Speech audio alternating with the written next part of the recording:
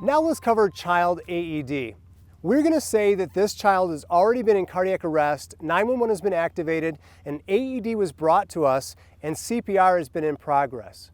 So we're still going to make sure that the scene is safe now to be able to use an automated external defibrillator, which means no combustible gases or fluids, and the child is not laying in standing water. If they were, we would drag them to a place of dryness, dab them off so they're not dripping wet, and then we'll prepare to use the AED. When the AED arrives on scene, the very first thing that we do is we turn it on.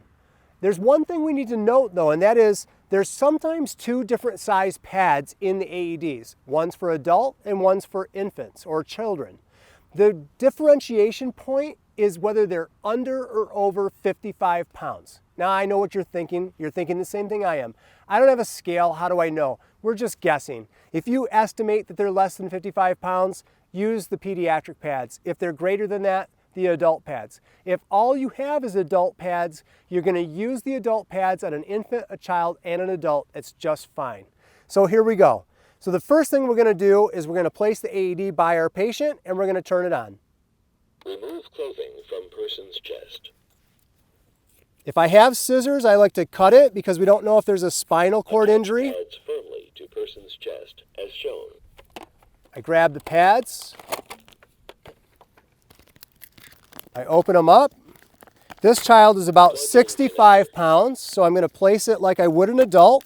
Check connector and pads.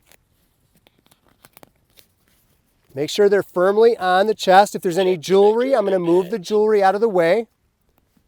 And now I'm going to put the actual electrodes attached to the AED.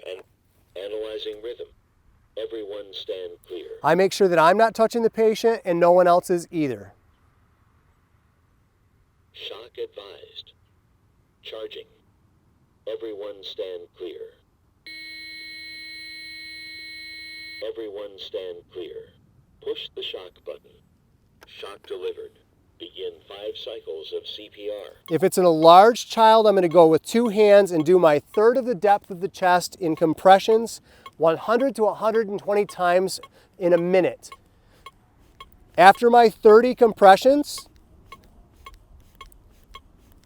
28, 29, 30, I'm going to go ahead and get my CPR shield.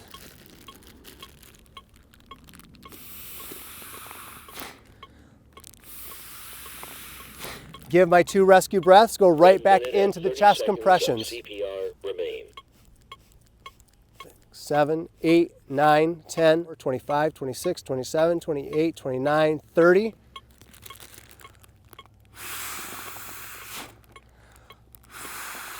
Analyzing rhythm.